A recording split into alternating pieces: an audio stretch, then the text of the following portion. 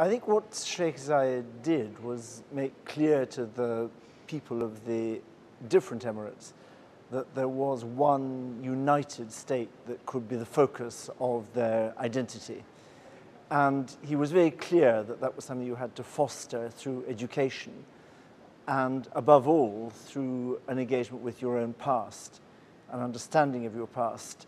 And his legacy in the museum terms, I think, is very much that if the UAE is to know what it is and where it's headed, it has to think of where it's come from and the long context in which it's grown. In the National Museum, you obviously need objects that tell the story of the people of the Emirates. And the center of the collection will therefore be objects from the Emirates, from the long history of the Emirates over thousands of years, showing how the people of the Emirates have lived and how they've been connected to the world around them. So that's the core of the collection, and that will come right up to the present day. But you've got to put that core in a wider context, because the cultures and the traditions of the Emirates have been strongly affected by, of course, the world around about them.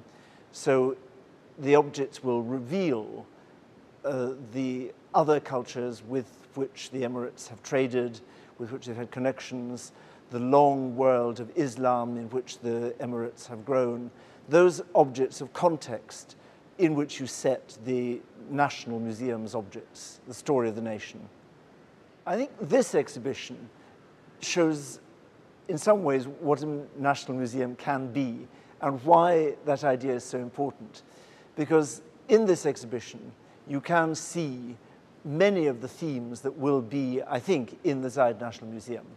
So if you look at the tombs from the royal graves from in Mesopotamia 4,500 years ago, you can see that already then there's a strong trade between North India, Pakistan, and Iraq.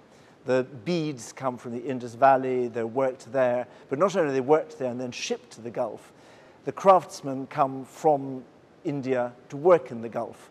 So these objects show the long pattern of connection between the Emirates and the world around.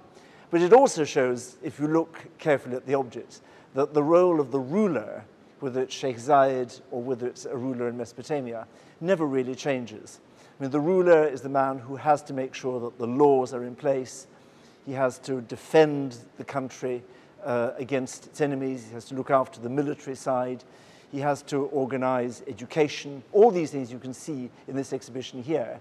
And one of the things all rulers do, of course, is hunt. They enjoy their sport.